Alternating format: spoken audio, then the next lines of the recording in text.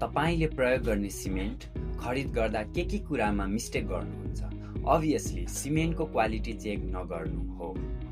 आज यस भिडियोमा हजुरहरूलाई सिमेन्टको बेसिक क्वालिटी टेस्ट जस्तै visual inspection test, fineness test, floating test र इनिसियल सेटिङ जस्ता टेस्टहरूका बारेमा जानकारी दिनेछु। ह्यान्ड टेस्ट अर्थात् फाइनेस टेस्ट गर्नका लागि हामीले प्रयोग गर्ने सिमेन्टको थोरै स्याम्पल हातमा राख्ने र त्यसलाई बिस्तारै रब गर्ने। अब रब गर्दा सिमेन्ट स्मुथ फिल भयो भने त्यो राम्रो क्वालिटीको सिमेन्ट हो भन्न सक्छौँ। त्यस्तै फ्लटिङ टेस्ट गर्नका लागि 1 गिलास पानीमा हामीले प्रयोग गर्ने सिमेन्ट छर्किने।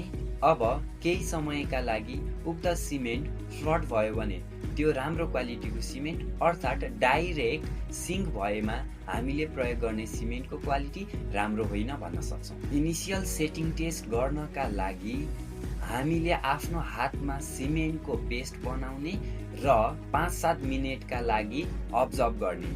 यदि सिमेन्ट पेस्ट स्टिफ हुन ढिलो गर्यो भने सिमेन्टको सेटिङ टाइम डिले छ र त्यसको क्वालिटी पनि राम्रो छैन भन्न सक्छौँ। यसरी माथिका टेस्टहरू ल्याबोरेटरी टेस्ट नभए तापनि रियल फिल्डमा क्विक डिसिजन लिनका लागि धेरै सहयोग गर्दछन्। यस्तै खालका भिडियोहरू हेर्नका लागि हामीलाई फलो गर्नुहोस्।